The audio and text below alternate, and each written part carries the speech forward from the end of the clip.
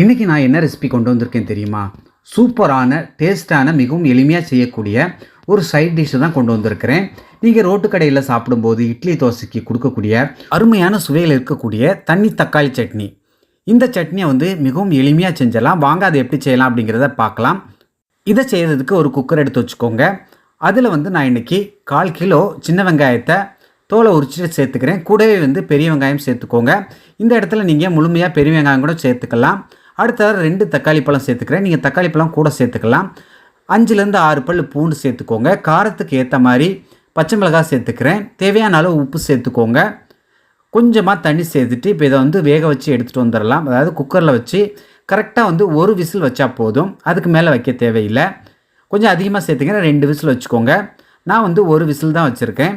அடுப்பை மீடியம் ஃப்ளேமில் வச்சுக்கோங்க. பாருங்கள், 1 விசில் வந்துருச்சு.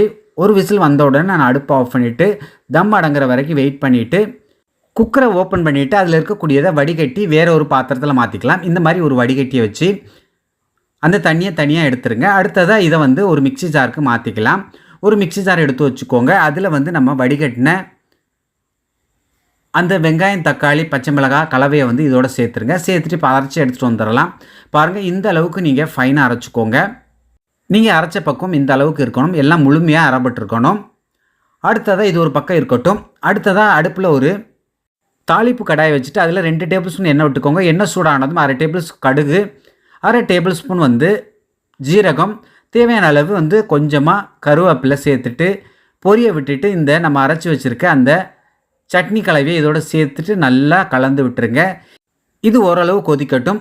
கொதிக்க கேப்பில் நம்ம சூடாக இட்லி சுட்டுக்கலாம். இந்த மாதிரி நான் இட்லி சுட்டுக்கிறேன். அடுத்ததாக இந்த அளவுக்கு கொதி வரும்போது இந்த நேரத்தில் நம்ம 1 டேபிள் ஸ்பூன் மிளகாய்த்தூள் காரத்துக்கு ஏற்ற மாதிரி சேர்த்துக்கோங்க. சேர்த்துட்டு நல்லா கலந்து விட்டுருங்க. அந்த மிளகாய்த்தூளுடைய பச்சை வாசனை போய் நல்லா கொதித்து வரணும். நல்லா தரன்னு கொதித்து வரணும். அது வரைக்கும் கொஞ்சம் வெயிட் பண்ணுங்கள். இந்த நேரத்தில் அடுப்பை ஹை ஃப்ளேமில் வைக்க வேண்டாம். மீடியம் ஃப்ளேமுக்கு கொஞ்சம் கூட வச்சுக்கோங்க, போதும்.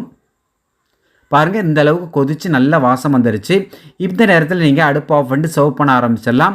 நான் இதுக்கு சுட சுட இட்லியை சுட்டு அதில் ஊற்றி தொட்டுக்கிட்டு சாப்பிட்டேன். ரொம்ப சூப்பராக இருந்தது. ரோட்டு கடையோட டாப்பாக இருந்துச்சு. இந்த மாதிரி பக்குவத்தில் நீங்கள் கண்டிப்பாக செஞ்சு சாப்பிடுங்க.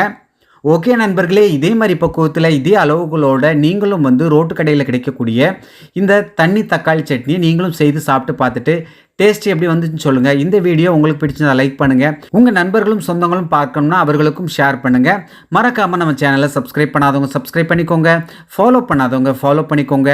ஓகே நண்பர்களே, எல்லோரும் பாதுகாப்பாக இருங்க. இதே போன்று அடுத்த ஒரு வீடியோவில் சந்திக்கிறேன். Take care. Bye bye. Thank you.